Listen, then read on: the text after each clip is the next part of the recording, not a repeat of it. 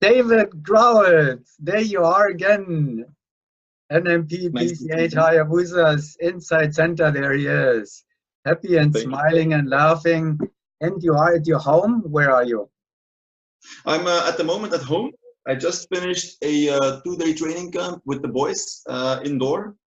We trained about 4 hours, and I have a few days off. I think, yeah, 6-7 days off, what is actually very rare in this part of the season before we restart again. So I'm at home. The final preparations for the upcoming World Challenge and World Meet, right? Yeah, it's gonna be very tough, and also coming back from the Win Games, it gave us so much more energy to restart training, and we know precisely on what to train on. So yeah, the last 2 days were already very promising, and I think the next few hours that we will train is even more challenging as well. So we're very looking forward to even improve us a little bit more better. Well, let me go back to the beginning, because I mean, originally I had one purpose actually, and one reason that I was wanting to talk about, which was the IPC meeting. But we get to this in a minute. Before I completely space it, congratulations, yeah. First of all, for the first 35 plus average in the history of four-way competition, and that was amazing, and that was at the Win Games. Congratulations. Yeah. It was also for our team to understand what we actually achieved. Amazing, because I mean, to break the benchmark of making more points than actually seconds that you get is very unique. It's mind-striking actually, and I think, yeah, and I think we even did not thought about it while flying. We never thought about it before.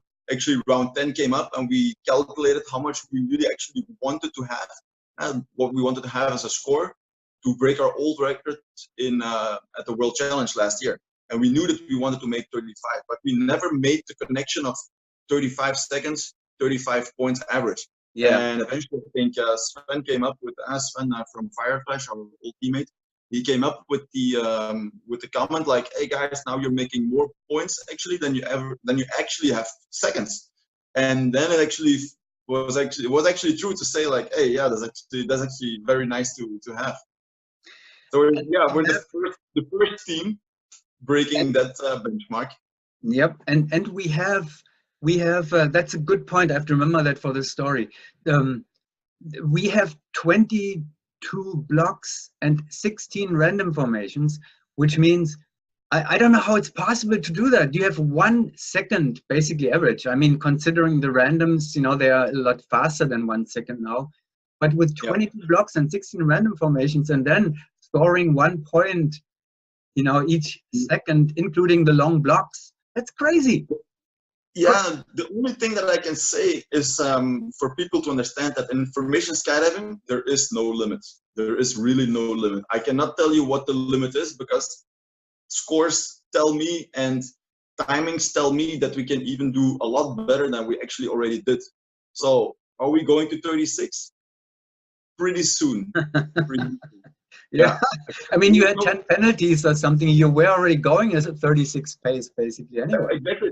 That's the meaning what I actually wanted to say. So I think if you keep having a team that's pushing you forwards, and you needed to train so much more efficient, even more efficient than we already did, then yeah, who knows what the limit is? But I cannot tell you if there is even a limit.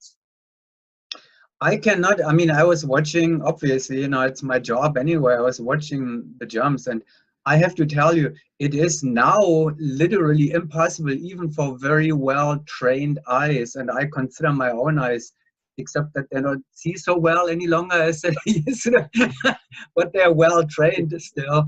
And I would, there's no way that in real pace you can identify mistakes or flaws or penalties. It is so fast. You need slow motion, you know, for looking at it, judging it. Yeah, I think especially the rounds we did the 9 and the D jump, that was hard to judge for sure. It was hard to fly, but I think it's even more harder to judge, because I think the grips and the grip takings and the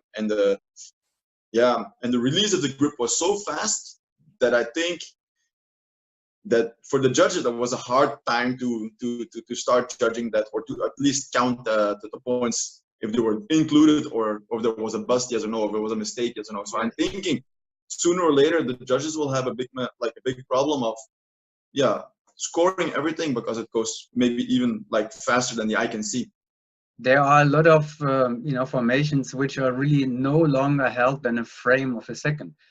So Yes. the next point, and this is already an issue by now, the technology, because it all depends on the resolution. But now the cameras, the hosts of the events have to reconsider the quality and the technology of the recordings, because you need high resolution to have a proper slow motion review. Yeah. So and I think not only that, I think what Windor, for example, did was they had 3 stands where on the top of the stand they had mounted 3 lamps, very white, high bright light actually, that was aimed at the teams, so that the judges actually could see the high definition images much more better, but also to see if the hands were really on the legs or on the arms as what it has to be. And I think I think that is also something that a tunnel needs to understand, that it's not only the quality of the video system, it's also the lights that actually are on the team, so that the judges really can see what is actually going on that in the tunnel. That's a good point, Dave. Absolutely, yeah, that too. I mean, there are a lot of things with and we have to. I hope that they're keeping up, because for a long time it was that the training of the judges was not according to the performance level of the teams. Now I think the judges are doing much better job in evaluating the performances than it was like 5 years ago or so. But so there's a catching up that happened. Now the technology is next. It's amazing. Although I have to say, Kurt, that I think the judging is quite on speed. I mean, I have to say that. Yeah, that's what I mean. Yeah, it's good now. Sorry. The last few weeks, you see that the quality of the judging actually goes together with the teams in a good direction. So it's not like the team becomes much more better, that now the judging is more like behind. I think the judges in general are doing a very good job of keeping up with the teams, and that's a good thing for clean teams, or for when you're actually fighting for certain places, that you at least know that the score that you actually made is also the score that you deserve. And so for a point of view coming from the athlete, it's nice to know that the judging is really on speed. Yeah, I fully agree with that. No, I was relating to a transition time roughly 5 to 10 years ago, when it wasn't like this. The teams jumped up when the wind tunnels came up, performance level went up quickly, and the judges had to catch up with their own performance to that team performance level. But now it is exactly as you say. Right now you can trust that the judges are doing a good job and keeping up with it. And also, if they stay in the circuit of I think in the past we only had like 1 or 2 very major competitions in a year, but now major competitions happen almost every month, and you mainly also see the same judges appear, and then you see like, okay, the judges are on decent quality, and then you know that the scores are going to be accurate as well. So it's from a coach, from a coaching point of view and an athlete point of view, it's very nice to know that what you make or do not make is actually accurate, and that's it's in the back of your mind, actually very nice to understand. And we have the internet, and we have slow motion now, so things are in place. So next step is technology, tunnel technology, lighting, and the resolution, all that kind of stuff. There's no end, as you say, no end to the performance level, no end to other requirements. All right. Well, now, it's nice to chat a lot and get from one topic to the other one, but let's get back to where I actually started, which was before the wind games, I believe, right? Because you are an IPC delegate. Yes. What is an IPC delegate, David, and what does he do? Well, the IPC delegate actually represents his country in a meeting of the IPC, so the International Parachuting Committee, and he is or he comes during the plenary. It's actually the Saturday or Sunday where everything needs to be voted, or he comes already from starting from Monday to Friday, where all the committees come together and they discuss and they have certain let's call it discussions, what actually happened from previous athletes athletes conventions actually. And so for example, there was a World Cup or a World Championship just finished. Afterwards there was an athlete commission actually coming together, and the people actually discuss what they want to like to see changed, and that's gonna get brought up during one of those meetings in the IPC, and eventually on a Saturday, Sunday, it will be voted by or your deputy or your adjunct deputy of your country, so a delegate or a deputy delegate. And each country has 1 or 2 delegates, right? You have one delegate or an alternate delegate. Okay. So basically, this committee or the IPC delegates, they make all the important decisions in the sport. Yeah. For not only for formation skydiving competition, obviously for all disciplines. They're meeting once a year. Yes. And mainly, I still wanted to say that it's coming from, if there is a change needed, it's or from a judging point of view or from an athlete's point of view. Yeah. So it's not really like that the committee is trying to rechange things. It's actually something what came up during one of the meetings from the athletes, and they make propositions, and eventually we will talk about them, discuss it, or we bring them to the vote, and then the plenary actually decides if it's voted for yes or no. So accepted, yes or no. So it's still a democracy working during that week. And then you drink a lot of coffee and a lot of beer in the evenings, and you're chilling. I have to say now, this week in Lille, France, it was amazing. The host was super. We got very nice food. They gave us almost the best conditions to work in, and it was a long week, very intensive. And I think we came out with a very good result eventually for the whole skydiving community. And one result was a part of the current dive pool. So can you explain to us, to the audience, how exactly a change in the dive pool comes to be into place? So right now we have the first meets already happening, and right now we have a new block 1, we have a new block 13. How does it happen? How does it, from the very beginning, how does it come to a change in the dive pool? Okay, so if I recall 2017, the World Championship in Canada, there was a request of why not making the 2 dive pools, or why not making the 2 dive pools equal? So that, for example, the outdoor dive pool had block 1 and 13, and the indoor dive pool was a little bit limited with space. So 1 and 13 was never included in a 14-foot tunnel. So eventually one of the requests from a team was, why not keep the 2 dive pools, or the dive pools actually equal for everybody? We discussed that, I think in 2018 in January in Sofia in Bulgaria. We discussed it, but it's not only discussing, it's also giving actually propositions. So I know that I was there in that meeting with the athletes in Canada. And then eventually I started like thinking, okay, it's a good thing to ask, we should make him equal. It's another thing to actually give a proposition and making sure that it's also workable for all the teams in the world, and also for making it work in a 14-foot tunnel, because otherwise it would have been very useless. Now, so you start brainstorming, and eventually we came up, Hayabusa, not only me, but Hayabusa, we came up with 6 different blocks that we actually already send it through to Airspeed, to different other people in the community. And then actually when the meet starts, the chair of the committee, Mark Zulman, actually asks, okay, what needs to be changed? And one of the propositions, of course, was changing the dive pool. You discuss it, and then eventually you look at the different kind of blocks that are on the table. And then it's just a matter of, we like this one, or this one is a challenging one, or not, or this one is too easy, or this gives you a block switcher while we even actually do not need it. So the committee, because I was not part of the committee yet, the committee chose to, you bring it up.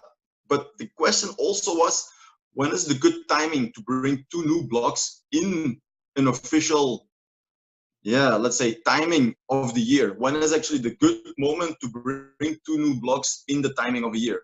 So because it's not so easy anymore having a world championship at the end of 2018 and having a World Cup at the end of 2018. So when do you change? So eventually the committee decided to make sure that the community knows that next year after the plenary, January 2019, there are 2 blocks coming up and 2 blocks actually disappearing. So the whole world actually already knew that in a year time, 2 blocks will be changed. And then it's just a matter of waiting until it's January 2019. And then the first meet of the year is actually when you see the first 2 blocks officially coming up in a meet or in a dive pool. Okay, so what happens? I mean, obviously, this 1 year is more or less like a test year or introducing the new blocks or whatever is new in the dive pool. You mean this year or last year? Last year. I mean, 2018 was the test year. You know, the decision or the proposition came at the meeting and at the beginning of 2018, and then the 2018 was used as a test year, or as an introduction of those blocks, so people could try them, or teams could try them, test them, feel them out. But they're still not in stone yet. If, for instance, it turns out that those blocks have some difficulties, problems, then the committee decides in the coming year, the year later, which was right now, in where you're just coming from, that so it's not in stone. It may be changed still if something isn't right with them. Yes, it might be changed, and actually it's still changed. Because, for example, if you look back at the drawings of the 2018 with the molar, so block 1, if you look at the drawings, the difference was with the front piece and the back piece did not have, how do you say it? They didn't have a symbol in the piece so that you could obviously see that everybody needs to turn in a direction that was actually on the board, like directly on the screen. And we changed that so that it was clear for everybody before actually starting to make mistakes. So the difference between 2018 and 2019 was actually that symbol in the front piece, molar. So if you would like to take a look at it, I think you will see the difference. In one, you won't see any symbol. In the second one, you will see that also that piece needs to. Okay, well, that's a good example for that. So that's exactly what we're talking about. So that year has the purpose of testing them, and if improvements or changes are necessary, then it needs to be made. Okay. Yeah. Well, thanks for the explanation of it. You mentioned earlier that that the hosts, I mean, that FAI, IPC were running events, or the change was necessary because they were running them in 14-foot flying chambers. So why, what was the reasoning that you would rather change the dive pool than running events in a 16-foot flying chamber, which we have, obviously? That's also a good question. And the main reason, actually, I think this is actually a double question. I mean, if you say, why do you not do 8-way in a 17-foot tunnel, and why not organize an 8-way in a 17-foot tunnel or a 16+ foot wind tunnel? It's actually a 2-part story. I think if we only would look at 16-foot tunnels where you could like bring in the whole dive pool, then you would exclude a lot of wind tunnels in the rest of the world. There are not so many 16 or 17-foot tunnels at this moment. Yeah, it's actually the same reason with 8-way. If we would implement 8-way in the let's say in the official bids, then you would also exclude many other 14-foot tunnels that you then just by adding another comment in your regulations exclude. So we wanted to prevent that. So we wanted to make sure that we included the 14-foot tunnel, of course, And then also, if you look back at the 80, like the 8-way, sorry, if you look back in the 8-way, there was a request of why not put an 8-way also in the formation skydiving indoor committee. And I think that's something that will come up in the next few years. So we consider, yes, we will consider Lille now as a test event, make sure that everything works well, look at it, have a very good look at it, and then come up with regulations and try to make sure that maybe every 4th year that you can have a world championship out of a 17 or a 16-foot plus tunnel, so that also 8-way is included in that world championship. But this is official. It's still not official. It still has to go after what everything comes after Lille. But to my own experiences in 4-way and 8-way, it feels to me that 8-way in a 16 or even a 17-foot flying chamber is like doing 4-way in a 12-foot flying chamber, not in a 14-foot chamber. A 14-foot chamber is kind of reasonably comfortable for a 4-way team, unless you are like the Germans, 2-meter long person. Or, but other than that, a 16 8-way in a 16-foot flying chamber is, I don't know, not very comfortable, I would say. 16 is maybe a little bit more, like a little bit too short. But I think the one, if you see the Golden Ice train in Paraclete, is a 16 and a half, I think. Then yeah, 16 and a half should be more than possible. Yeah, well, we will see. Well, the other thing that also, between 14 and 16-foot flying chambers, and including more tunnels as potential hosts, for events. We have that situation at outdoor competition anyway, right? Because not every drop zone on the planet can host FAI IPC events, so that you cannot include everybody anyway, no matter what. Whether it's the financial situation, the geography, the plane situation. So there is a limited number of drop zones for outdoor competition, which can host, world championships, World Cups. Wouldn't that be the same for indoor events, that only the big tunnels would, can host those kind of events?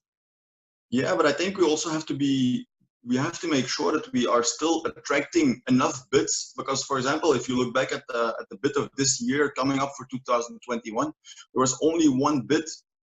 And that was a 14-foot tunnel. So it's not like that you can choose between 100 tunnels. Okay. You need to come to the IPC and propose a bid before actually the plenary can accept the bid, yes or no. So it's not that it's a rich environment. It still needs to come from the tunnel coming towards the committees. So if it would be very easy to choose, you can adapt according to that, but it's not. So I think for me personally, we have to make sure that we cannot exclude everybody. It's if it was easy to choose, I would say like, oh, okay, maybe yes, but it's really not. Sometimes it's 3. Yeah. Good answer. No, I get it. I didn't know. I thought there were hundreds of wind tunnels knocking the doors. We want to host an event. We want to host an event. No, definitely not. Definitely not. Yes, last year we had like 3 or 4, and this year we only had 1. And then you can say no, and you can wait until next year. But before you know, that other tunnel is also not coming back, and then you maybe have 0, and then you have the chance of not having a world championship in 2021. So, I mean, you have to be very careful with excluding everybody. It's walking actually like on ice. So the dive pool adjustment was the easier and the better choice compared to the choices that you had. All right. Kurt, I don't think that at the moment there is a problem. If from the athletes out is say like, hey, we would like to see different kind of blocks, then why not? I mean, if it's needed to change, why not? It's not that the committee, for example, wants to have protection over the dive pool. I was there and I hear it all the time. The IPC is there for the athletes. It's not for somebody else. It's not to host. It's not to pleasure the host, or it's to pleasure drop zones or whatever. It's actually for the athletes. If the athletes want a long block, It's not stupid to make it to reinvent the one back, for example, as a snowflake to get it back into the dive pool. I think it was just a general comment of let's make sure that the same thing happened with the VFS. Before they had 8 rounds, now they have 10, just because they wanted to add 2 more rounds so that everything was more equal. So I think if the athletes, I also consider myself, but if the athletes say like, hey, we would like to have a long block again, yeah, why not? It's interesting though, because recently the teams at the meets that I saw in the 14-foot flying chambers, nobody had a problem putting snowflake in a 14-foot chamber. No, true. Not even us, huh? Not even for us. But it just happened. On the rules it says excluded 1 and 13. So yeah, what do you do? Yeah. So there was not really a specific reason any longer to replace block 1. There was no request from the vast majority of teams and competitors out there. We don't want block 1 any longer the way it is. No, for example, the question could also have been, hey, please put the 1 in the dive pool for the indoor in the 14-foot. That was also a request. It could have been a request, but that never came up. So if somebody would have said like, hey, is it not maybe an idea to bring the 1 back into the dive pool into a 14-foot tunnel because it's already so much cheated, then we would have talked about it. But that was not the general request actually. I know that it's a request from you, but it was not a request. Who am I? I'm just thinking and speaking. Okay, and I think we have spoken more than enough. I don't want the audience to fall asleep while we are talking. I mean, hopefully they won't. But I think we better leave them alone for now and show them some 35 plus performances by Hayabusa. Yeah, and also we're very eager to show the new one also in the tunnel as well. I mean, we saw already the 13 in the win games. It wasn't, the 1 was not in there, but yeah, just like because it's so exciting and you want to see your competitors do that as well. So we were also very eager to show the 1 in the wind tunnel as well, so that everybody has like a bit of an idea how to perform that. We will make sure that it's in the draw at the World Challenge. I don't think we can manipulate the World Championship draw, but in Bedford, who knows? Maybe we can talk to the dive pool draw generators, whoever that is going to be. To guarantee that 1 and 13 are in it. Yeah. All right, well, Dave, thank you so much for the explanations. This time, not only as a Hayabusa member, but also with insights from the International Parachuting Committee.